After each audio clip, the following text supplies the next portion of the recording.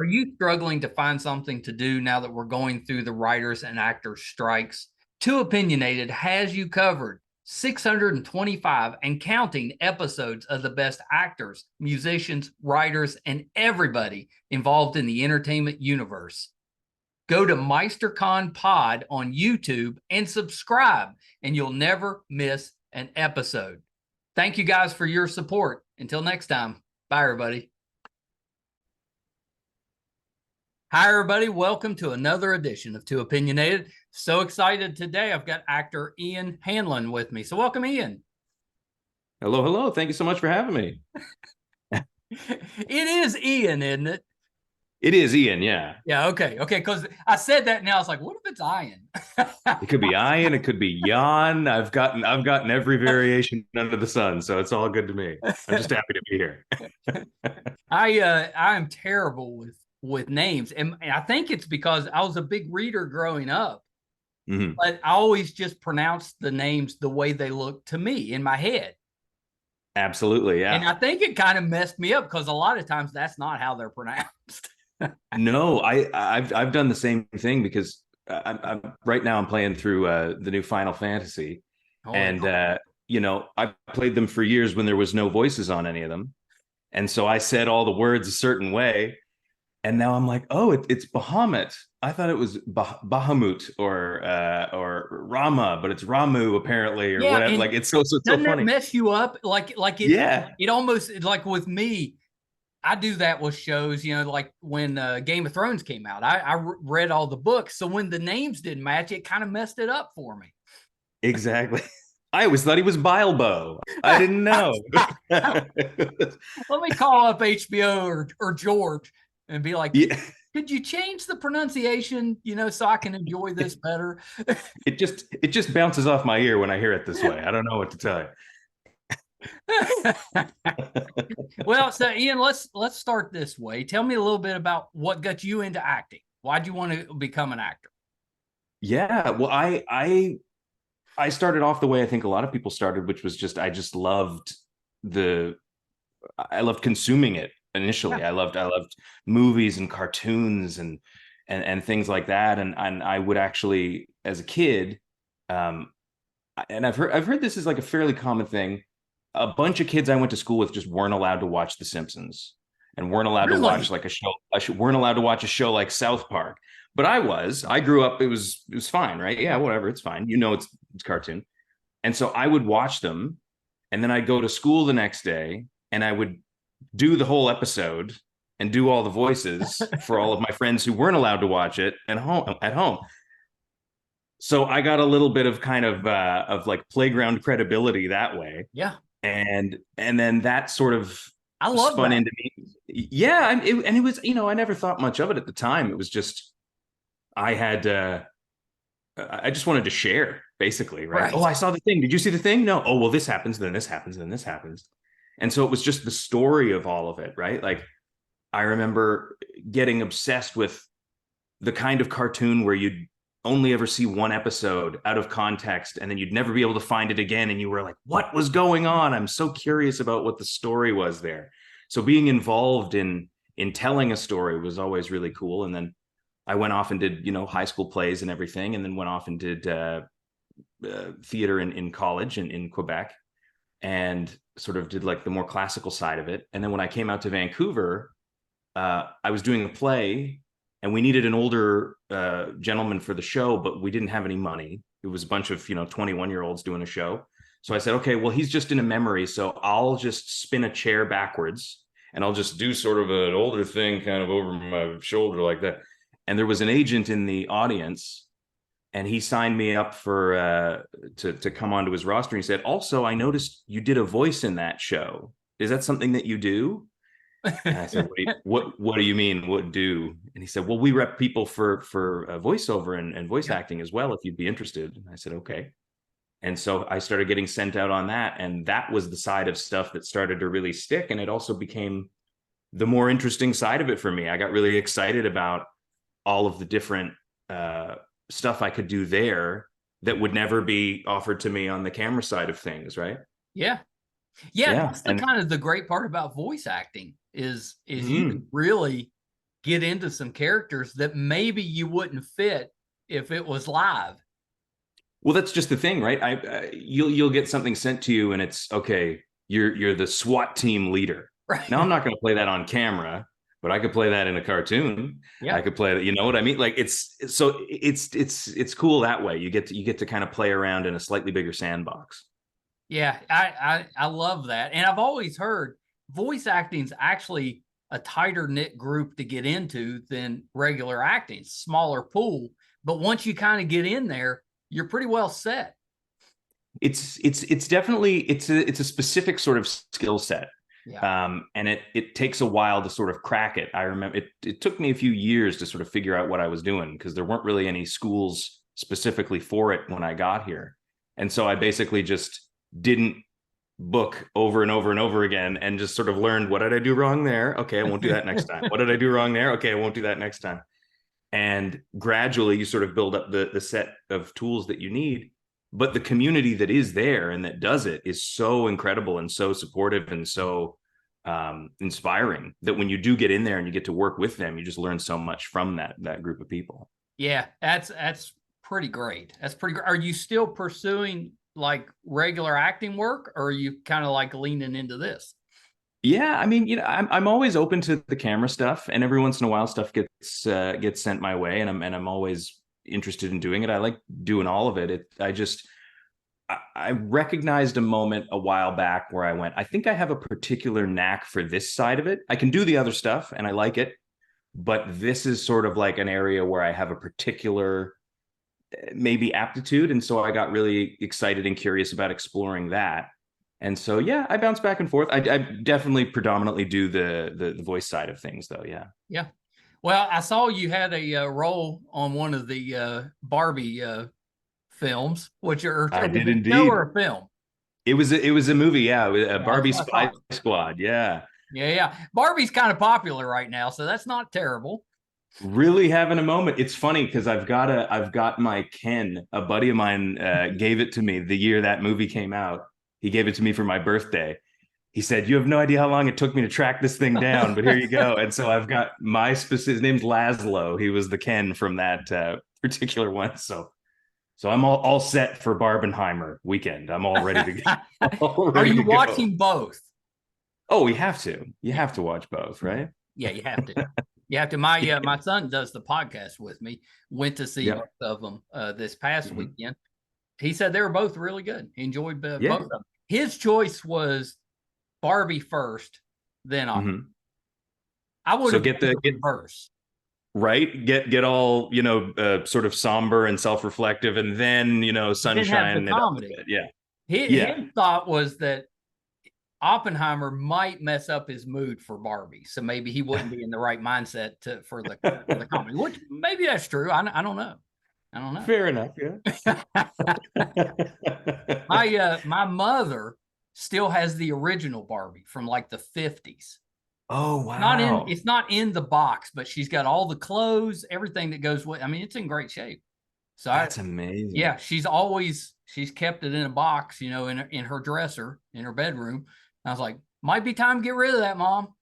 Yeah. It's I don't know if the market cap's ever going higher than it is right now on original Barbie. That might be able to pay for a nice vacation or something. Absolutely. Buy your own dream house with that one probably these days. So you're in Sonic Prime on Netflix, which just came back out, right? I think second season just started. Yes. Yeah. Our second batch of episodes just came out. Yeah, and you're voicing a couple roles on there. Yeah, I voice Shadow the Hedgehog, and then I also do Big the Cat. And so it was really and so it was really funny getting to sort of bounce between the two, because you have the more sort of serious and intense Shadow the Hedgehog, and then you've got Big, who hey, I'm just trying to get through it, and so it was a really nice, similar to the Barbenheimer scenario. You got to have your sunny day and your rainy day all together. It was really, really wonderful combo. Yeah, that's not bad. That's not bad. No, you get to play a good and not so good, maybe. Yeah.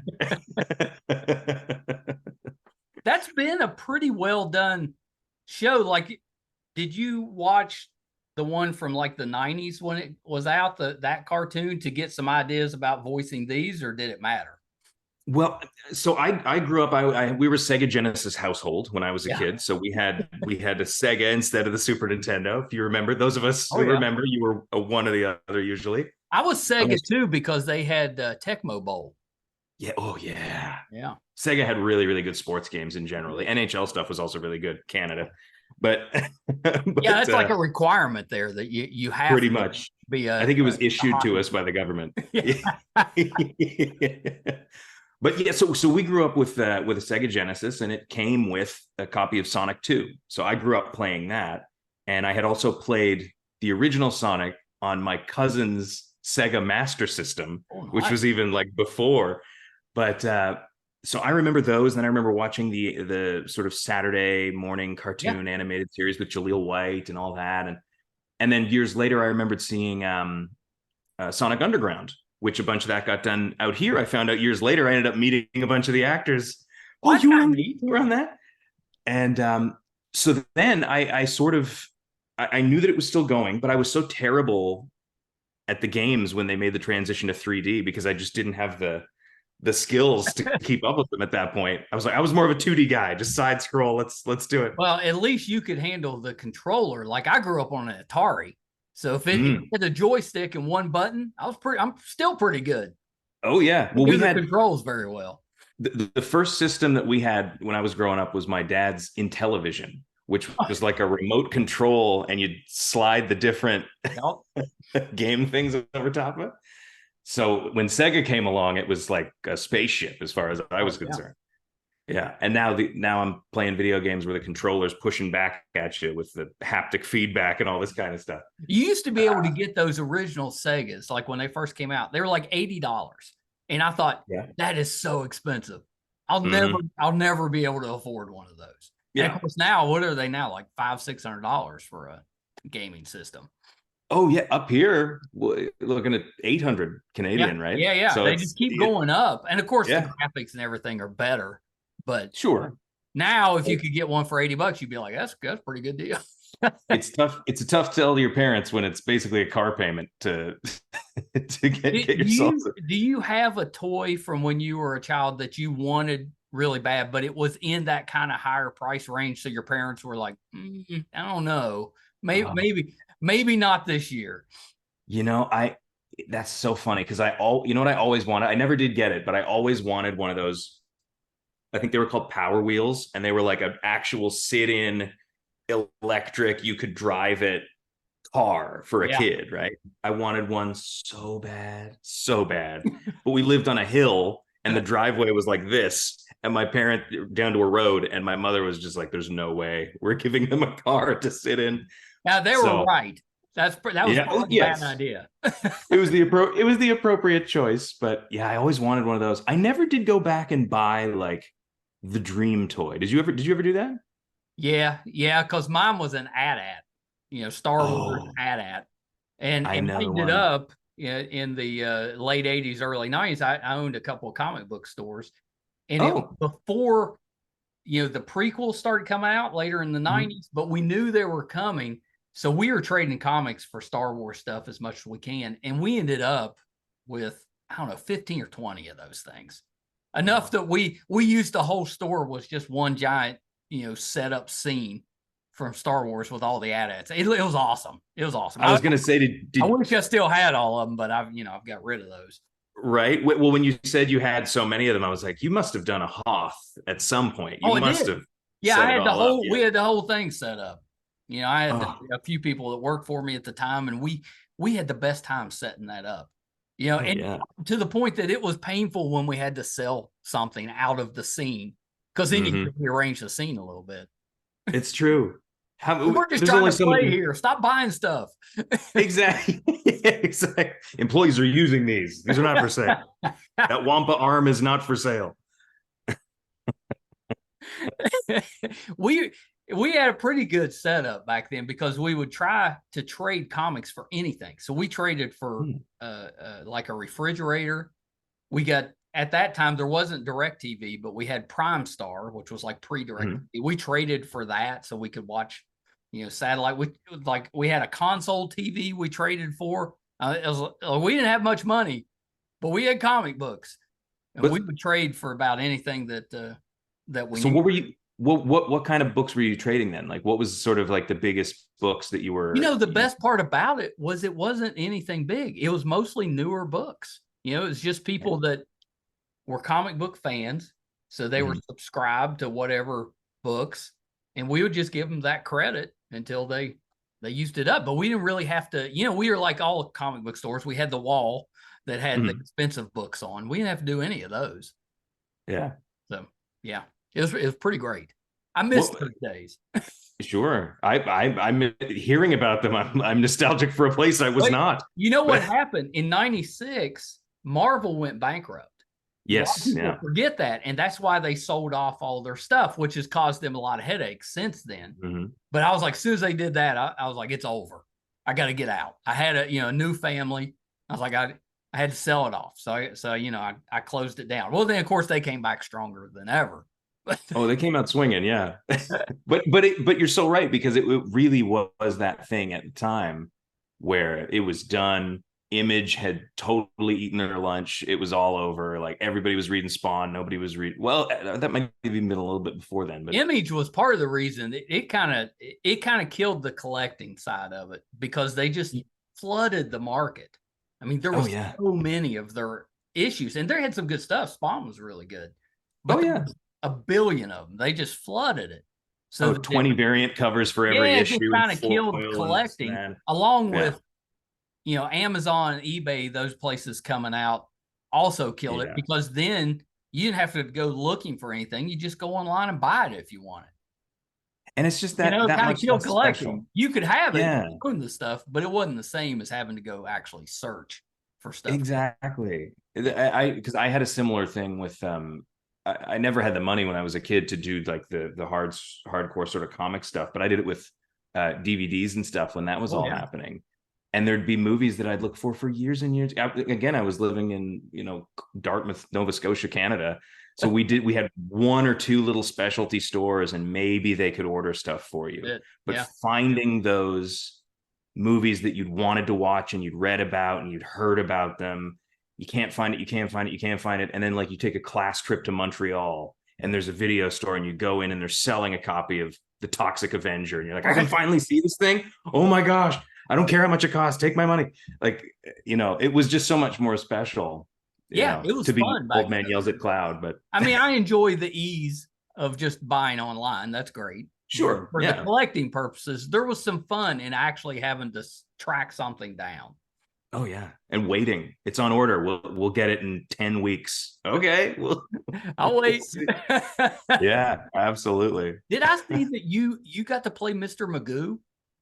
I did. Oh my gosh, I didn't even realize they'd come out with a new cartoon. I used to watch when cable. This will date me, but when cable TV first came out, the only channel that really came with it was TBS, which was the Atlanta station. And that's what they showed, Mr. Magoo, every morning. And that, I think, was like a 50s or 60s cartoon.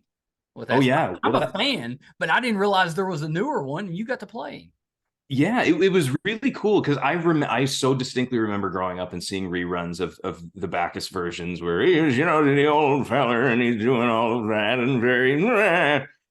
And so when the audition came out for that, and it was just Mr. Magoo, and it was a French cartoon done by a company called Xylem, and it was being dubbed. So it was originally done in French, and we were dubbing it into English. And all it really said in the breakdown was, it was like, we're looking for, it's the same Mr. Magoo, but he's younger. So he's like in his 30s in this version. So like, we want to kind of blind. Yeah, absolutely. But we want to kind of like youth him up a little bit and have a bit more vim and vigor, a little less curmudgeonly. So I wanted to, but again, I was familiar with the original show, so I wanted to keep a bit of that kind of thing in there. And so I just sort of tightened him up and sort of, straightened his back out a little bit. And eventually we sort of found a place where he was sort of like this. And that was kind of the way that he was. And we ended up doing a ton of them, and they were so fun to do. Yeah. It was pure, like, cartoony cartoons. big, broad, sweeping, slapsticky stuff, walking into a construction site and going, it's a lovely day at the beach, and just going, here we go. This is going to be so much fun. How many girders am I going to walk off today? This is going to be great. And it was just such a treat to get to do that. And it was such a fun show. Yeah, that's a classic. Yeah. That's one of those characters that to get a crack at it is just so special, right? Like these characters that have been around, it's gotten me more credibility with my partner's grandparents than anything else I've ever done. Her grandfather was just like, so like, what have you done? And I go, well, I'm Mr. Magoo. And he goes, Mr. Magoo. There we go. Yeah. I love that. Yeah, that's terrific. Well, and speaking of, getting to do roles that maybe you wouldn't get if they were live action, you got to voice Thor, Ant-Man. Yes. I mean, that's pretty great. In a couple different series, I think, right? One of them was Battleworld, and then what was the other one? It was another Marvel. Lego, maybe? Yeah, so we did some of the Lego ones, which were Climate Crisis, Time Twisted, and Loki in Training. And in those, I was Lego Thor, and I got to do that, which was delightful and very fun. And I also got to be Ant-Man on those, which was a lot of fun too. And on Battleworld, I got to do Throg as well, who was the frog version of Thor. And so when we got into the room, they sort of went, we kind of need to mix this up a bit, because we're sort of realizing now, like, this is it's not just a one-to-one Thor. It's kind of Frog Thor is different. And the backstory of Throg is amazing. Like, he's this football player who gets like a piece of it's an incredible, crazy, classic Marvel backstory. Yeah. That was a 90s comic book, I'm pretty sure. Yeah. We sold that in the stores. The first Thor comic I ever got, I think it was like 1994, around there. And I'll never forget the cover. It was Thor and Beta Ray Bill smashing into each other. I remember that one. Yeah. And I was just like, who is this guy? What's happening? What is going on? So cool. So I've always I never read a ton of Thor growing up, but then when I booked those parts, I went out and I got the Gore the God Butcher run. Yeah. Which is one of the best runs of comic books I've ever. It's really good. Consumed in my entire life. Like, incredible. And then leading into, the Mighty Jane Foster and all of this, like, so wild. You got to do Beta Ray as well, didn't you? I did get to do a little bit of Beta Ray Bill, yes, a little bit, which was very cool for me. I think it was just like a pretty quick little, but that was fun. That's all it takes. Oh yeah. Again, it's still a box that I have ticked. Right. Do I have the minifig? Probably. You've done all the Thors. I got to do Ultimate Thor, also in Battleworld, so that was cool. Yeah, I'm racking up the Thors. Your Thor sounded a little bit like Patrick Stewart. A little bit, yes. He's got a bit more of that kind of Shakespeare to him. Because I didn't want to go for a full Hemsworth. I wanted to kind of like put that, meat on his bones, but also give him a little bit of something. So I kind of made him a bit more Shakespearean. And then with Throg, he was fully Shakespearean. I thought that's how I would differentiate. And so he became much more theatrical, which was a ton of fun. You'll be ready if they need like a Professor X. Call me up. This can go. This can go in a heartbeat. You let me know. Well, and I saw you had a role on one of the My Little Ponies. Yeah. Oh, yes. Yeah. That was. Have you dealt with any of the fans from that? Because there's the bros out there. They're very intense about their. It's a really incredible group of people. Like, I got in around season 5, I believe. So the show was well underway and it had really established its footing. And it was one of the big shows that was happening in Vancouver at the time. Like, every week, every actor in town would get the audition for the new character that week, right? And so I banged my head against it for a while. Again, I was still kind of new. I didn't really know what I was doing. And then eventually, an audition came through for a character named Sunburst. And I thought, I get this guy. He's kind of, he he left home and he told everybody he was going to be this great wizard, and he never quite lived up to it. And so now he's living as a bit of a hermit because he's a bit embarrassed that it didn't quite pan out. And then his friend from when he was a kid showed up, and she's doing great, and he feels really self-conscious about it. And I'm like, I am a guy who moved away to be an actor. I can relate to a bit of that. What's everyone from back home think about you?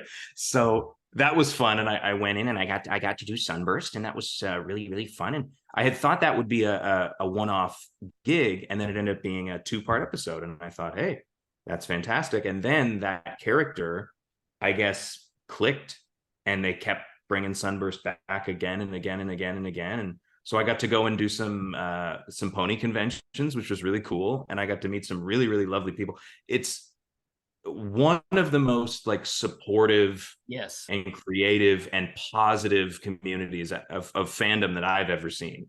Because there can be, you know, in certain cases there can be some toxicity in fandom, but like Pony was really, really positive. Yeah, every time I've encountered mm-hmm. you know, the fans for My Little Pony, they've been terrific. And there's a lot of fandoms that are like that, but they're really terrific. It always amazed me because what a strange fandom to become a fan of. Like if somebody just told you the name of the show is My Little Pony, it's about pony, but they're cartoons. Yeah. And you said, well, there's this group of people that absolutely is fanatical about this show. I'd be like, but they are. And the knowledge they have, like they can give you backstory and Easter eggs and everything about the cartoon, which is pretty amazing. Oh yeah, and it makes it very daunting when we do go to cons because they know this much, and I know like this much. I know. Do they quiz you? Do they try to catch you up, or are they pretty understanding about it? Not in a way of like trying to like get you, but they will ask questions that I do not have answers to. Yeah, but it's a really amazing group of folks for the most part, and like it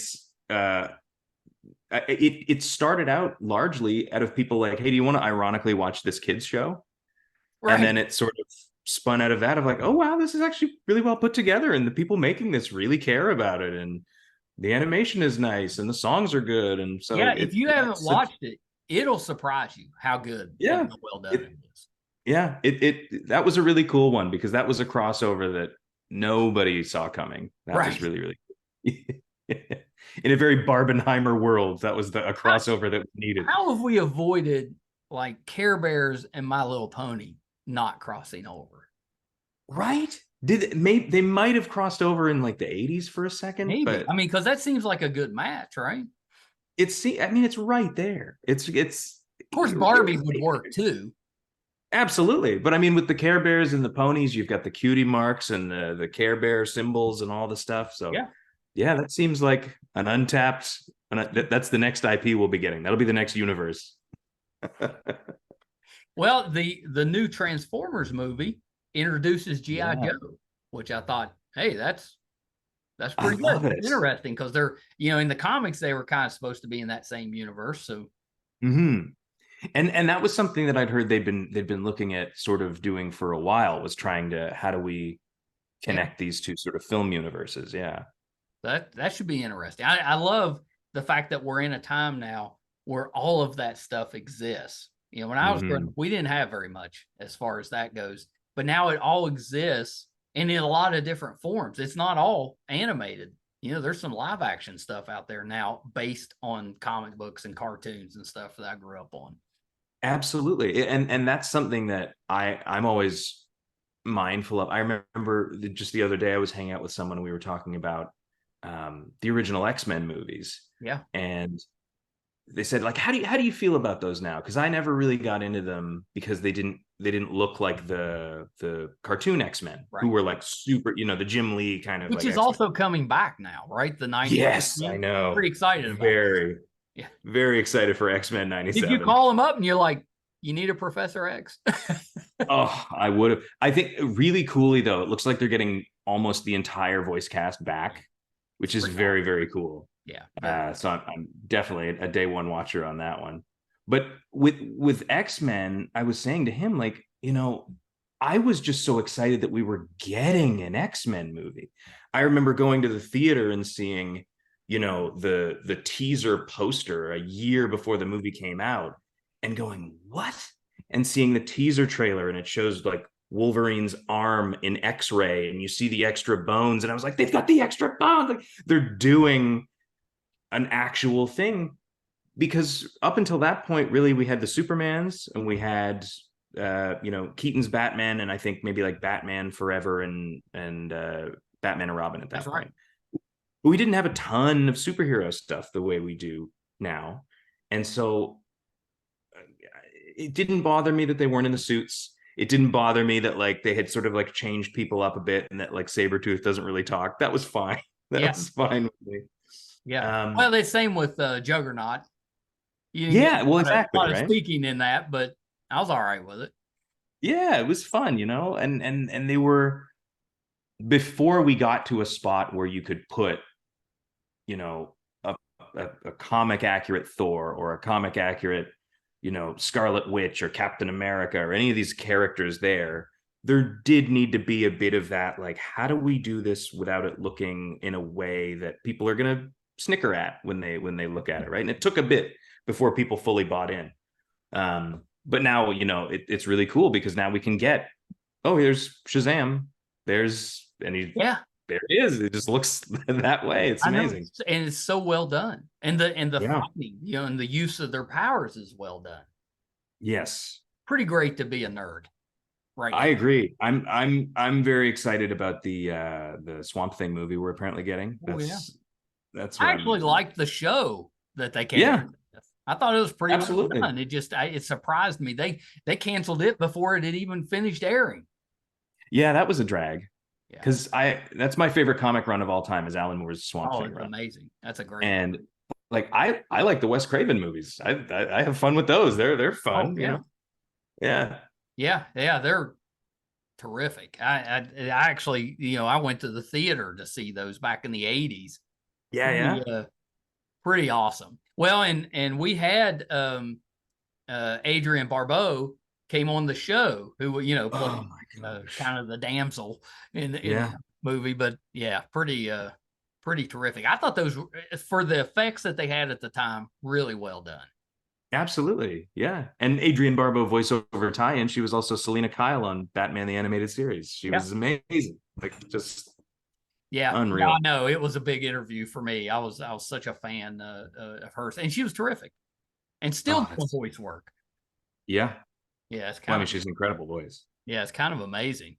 Have you ever done like audiobooks? Not a ton. It's funny. I just did an audition one for one yesterday, but I haven't had a ton of audiobook experience, but they are, from what I have done, I found them very like meditative, because usually they'll put you in a darker sort of booth and you'll just sort of have the light on and you just kind of go and you sort of keep talking. And unless you mess up, you sort of just go and go and go and go and go. And sounds exhausting to me. And I love to read. It's tiring. It's definitely, I remember when I first started out, I thought, okay, well, I'm going to test myself and try and like do just a little personal exercise at home. And I thought, I'll read aloud and just record for myself the first Conan the Barbarian story. Which I think is like 40 or 70 pages, somewhere in there. Phoenix on the Sword. I was like, I'll read that. And I think I got 14 pages in, and I was just like, I can't keep going. It's so exhausting to like just try and knock this thing out. There's a difference in reading and reading out loud. Yes, very much. I suddenly realized why all my parents would be, okay, yeah, no, we're stopping after one chapter tonight. That's, I think, enough to... No more Hobbit for tonight. We'll stop. Is there a role or a genre that you haven't got to do that you would like to do? I'd love to do more stuff in horror. I really like horror as a genre. There's not a ton of horror cartoons, but whenever stuff does get done, I find it really fascinating and really neat. I really liked the because I also think it's a genre that's sort of sorely lacking right now for younger people, is that like transitional horror Yeah, for just the like, kind of scary goosebumps type of. yeah, like that zone. And they did, Tales from the Crypt Keeper as a cartoon, and we had one up here, I don't know if it made it to the States, it was called Freaky Stories, and it was just a bunch of Oh, like spooky anthology stories. And that's something that I'd really love to dip a toe into, because I always really loved anything spooky or something that would make you, just a little bit uneasy in that way, in a fun way, was really, really cool. So I'd love to do something in the vein of horror. And then you get like them doing the Junji Ito stuff on Netflix right now, which yeah. is also really creepy. And Yeah, yeah, so something that's that's pretty creepy. oh yeah, and just odd and off-putting, Well, and and they that did Werewolf by Night for loved it. Marvel, and I did too. I thought it was well done. Had Man Thing on it. I love that. Yes, But yes. that We love our Muckmen. oh, of course. But Yeah. they could do that type of show. I always thought they could do like the Universal monsters or the Mhm. almost like the Penny Dreadful type of show, but do it as a cartoon or an animated show. I thought I that would would be love pretty it. good and be a way that you could be, scary, creepy, but not as gory. And then it would, Yeah, at least for like younger teenagers could watch it. absolutely. There was a show I really remember, to circle back around a bit, only seeing one or two episodes of out of context. It was called Monster Force. I think it was on in like 1993 or 4. Oh yeah. And it was that kind of thing where it's, oh, we need to gather a group of like the Wolfman and Frankenstein's Oh, it monster. wasn't. And It wasn't Monster Squad, was it? no, that movie's amazing though. Yeah. Yes, I'm always. actually really good friends with a couple of the guys that started that, the kids that's Get out starting of that. here, Yeah, really? yeah. A friend of ours introduced us when we were out in L.A. and we got friendly. Ryan Lambert and Andre Gower, their names, Oh and my and god. they were touring the U.S. and doing that. You'd watch the movie and then they do a Q&A after. Yeah, because they just had an anniversary or something, didn't Yeah, they they? just had an anniversary. Well, they came through town and I saw they were coming through St. Albans. So I called them up. I was like, you're going to be in my town. You know, they had no idea with that. So we had them, we had a big party for them at the house. And I did an interview in the studio, which is rare that I get to do live interviews. I mean, it was great. That's one of my favorite movies is Monster Squad. Oh yeah, is that Shane Black wrote that? Yeah, I think it was. Yeah. Yeah, like because that was one of those movies where it's a transitional movie, right? It's a little too scary for kids, but it's Yeah. still like it's that And perfect sweet spot. it did nothing when it first came Yeah. out, but it got that cult following, years later. Because I remember talking with Ryan about it. They contacted him and they're like, we're going to show the Monster Squad movie, and he couldn't believe it. He's like, "What are you talking about?" He's like, "Nobody's watching that." And they're like, "Are you kidding?" Like, have you not been reading online and stuff? It was becoming a thing back in the early 2000s. He Oh had yeah. no idea. And now he spent the last, 10 years or so just touring, doing it. Who knows how many times he's had to sit through that movie. It's a classic. It's at the point now where I'm sure people can, recite the movie back as they're watching it, as though it's like the Rocky Horror Picture Show or something. Well, yeah. I'm sure the whole crowd probably says Wolfman's got snards at the exact same time, Well, like they every. do. That's what's so great about those little showings is everybody knows the lines. And if you're there watching a movie that everybody's seen, you're not spoiling everything. So everybody's kind of vocal during the movie, Exactly. just like they would be at Rocky Horror. Awesome. Yeah, it's the best time. That's so cool that you know those guys. Oh my gosh. Yeah, they're pretty good guys. Pretty good guys. They're not. I mean, they're acting a little bit now, but not Mhm. a ton because they're doing this. I was like, why would Yeah. you do anything else if you can? You're already known. You could go to any convention till Hmm. you die. You Yeah. know, now's the fun stuff. Well, and people spend their whole careers trying to be a part of something that is, beloved. And so like knocking that out as a kid, that's awesome. Not Like bad. Yeah, that's not bad. yeah. Well, so you got to do Polly Pocket. You got to do strawberry Mhm. shortcake. You've hit all of the kind of I don't know what you call that, but the younger kid type of cartoons, and those are series and kind of properties that have been around for decades. Yeah, I'm doing this sort of nostalgia revival circuit right now. I'm hitting like all of the 80s stuff that's coming back out now. I'm getting to hop onto those, and they've been a ton of fun because I mean, we had a bunch of Polly Pockets and Mighty Maxes in the house when I was growing up, so I was like familiar with all of them, and Strawberry Shortcake, that was really fun as well, and that was interesting because that I did the audition for that for the Peculiar Purple Pie Man, and then we did a pilot, and then I just heard nothing for and this is so just the business, but you hear nothing for over a year, and Yeah. then I get a phone call one day that's like, "Hey, Tuesday, Strawberry Shortcake." I'm like, "Oh, okay, I guess that's going. All right." So that was a ton of fun, and that's been a real blast getting to work on that one too, because it's it's a bad guy. It's like a silly villain, which is there anything funnier to No. play Yeah, in the that's awesome. world than like a villain? He's just this big over the top guy who gets his comeuppance every episode. It's very, very, very fun to get to do I that. mean, that's very 80s cartoon right there. Oh yeah, yeah. Again, but in that same kind of Magoo way of look at this sort of like style that was very out for a long time coming back in, Yeah. and that I don't know. Because it's the stuff I grew up watching. I get it, and I think that helps as a foot in the door that we can then build on to make it something new that kids now can watch and be excited about. I always try and think about, if I can be on one kid's favorite show, even if it's just one, and they're like, what? There was this one show I saw when I was a little kid, and it was just my favorite show. It didn't do very well, or maybe it was the biggest show in the world. But if it was one kid's, that'd be really cool. And I've been able to be a part of a bunch of those so far, and that's Yeah, been you really really cool. have.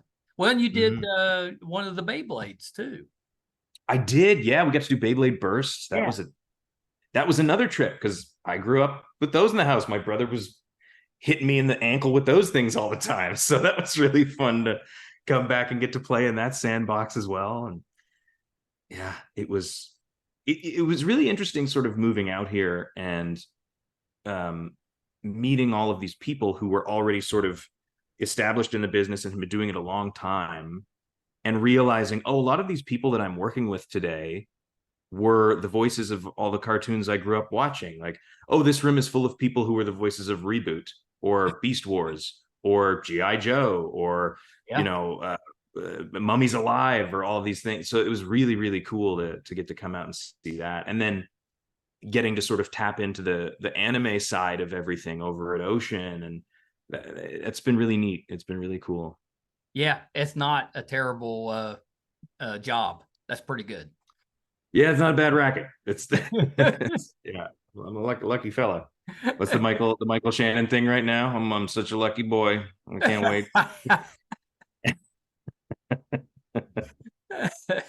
Well, Ian, I appreciate you taking some time with us. I was a fan of yours before, bigger fan now, because I can tell that you're a little nerdy too, and you're not just doing the voices, you're kind of a fan too. That's pretty awesome. That's been the best part of this whole experience of doing this, is that it's the stuff that I would be watching and playing anyway.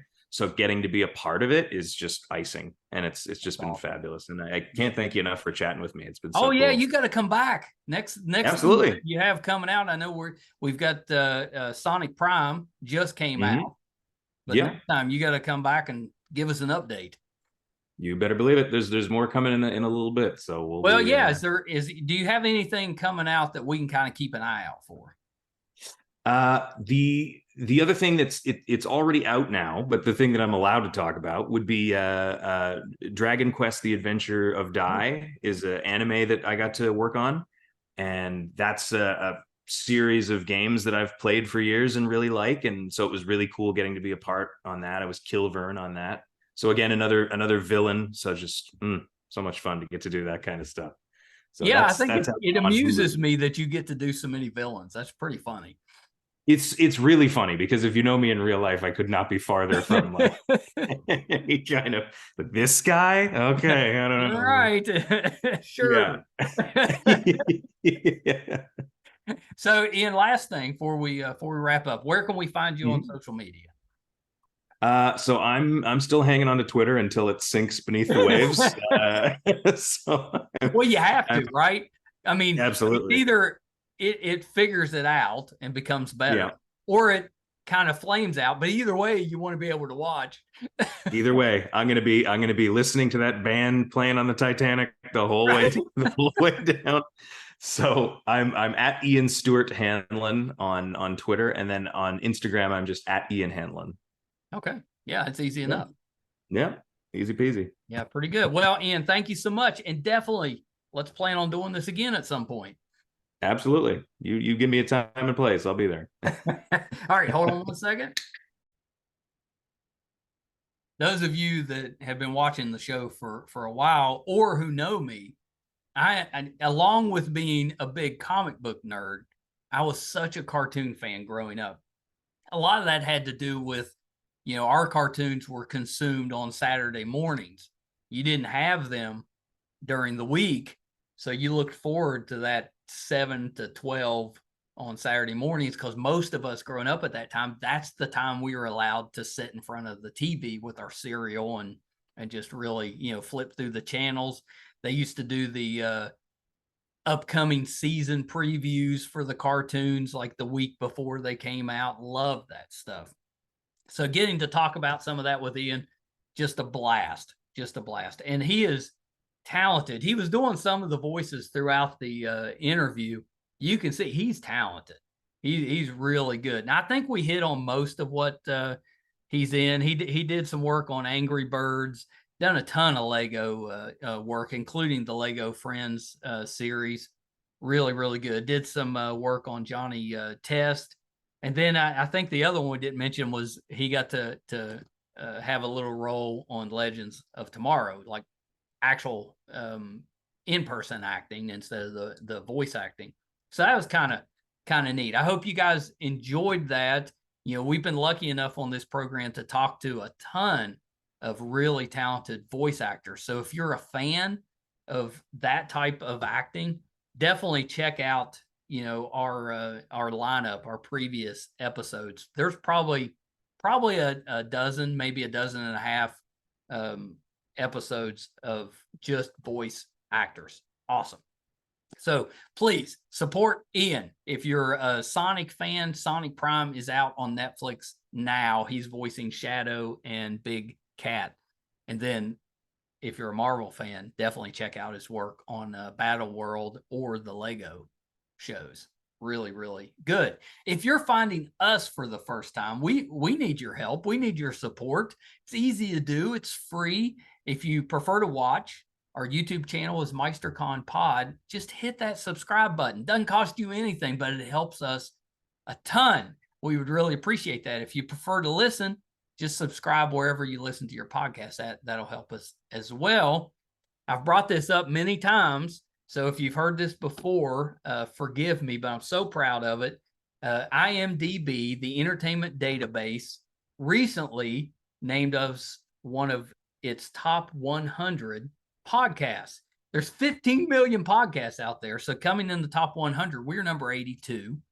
So proud of that.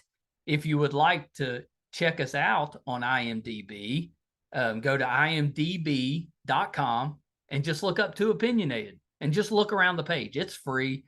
Really does help us out. Just that traffic on the page. We put out episode 626 today, and you can find all of those audio and video on our website, meistercon.com.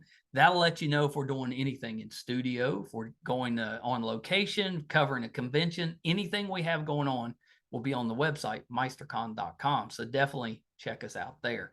Thank you guys so much. Till next time. Bye, everybody. Hi, everybody. I'm once again here to ask for your support. It's been a big year for the Two Opinionated podcast. Back in February, we got to live out a dream, moderate for William Shatner here in our hometown. In May, we passed 100,000 downloads on our YouTube channel, and we followed that up in June with 50,000 downloads on the audio side. We recently posted our 600th episode, which is pretty good volume for just a father and son operation. You know, not too many podcasts can keep that volume up. We've been doing this now for 4.5 years, 600 plus episodes. We recently hit 1,000 subscribers on our YouTube channel, which is a really big deal for us because we've always gotten the views, but have struggled to get people to subscribe. So that 1,000 was a big deal for us. And best of all, we were recently named one of the top podcasts on IMDb, which is the entertainment database. You know, those that are ahead of us, we came in at number 82. Those that are ahead of us are bigger companies like Disney, mostly Marvel, and Joe Rogan, that type of podcast. So for us, being just a small West Virginia father and son podcast, to be in the top 100 out of 15 million, it's a pretty big deal for us. So thank you for everything you've done for us so far. Got a couple little ways, though, that you can help us, and they're free, and they're really easy. If you haven't checked out our YouTube channel yet, please go to YouTube. It's under MeisterCon Pod. Just hit subscribe. It's free. Doesn't cost you anything. Really helps us a ton. And maybe even more important, if you could go to IMDb, imdb.com, look up the Two Opinionated podcast, and just look around the page. Just having that traffic on the page really helps us out. So that's a couple easy ways that you can support us, even if you're not listening or watching all of the time. And we want you to listen and watch, because I think that our guest list, I would put up against anybody, any other show, podcast, anybody out there. I think our guest list holds up. So please check us out. You probably will find somebody that you like, or maybe somebody that you didn't know you liked, but kind of discovered them on there. There's tons of that. If you're into music, we have that too. If you like books, we've got authors on there. If you're more into what goes on behind the scenes in the entertainment world, you know, we've got producers, directors, video artists, anything you can think of that happens behind the scenes, we've had them on the show. So definitely check us out. Thank you guys so much. Until next time. Bye, everybody.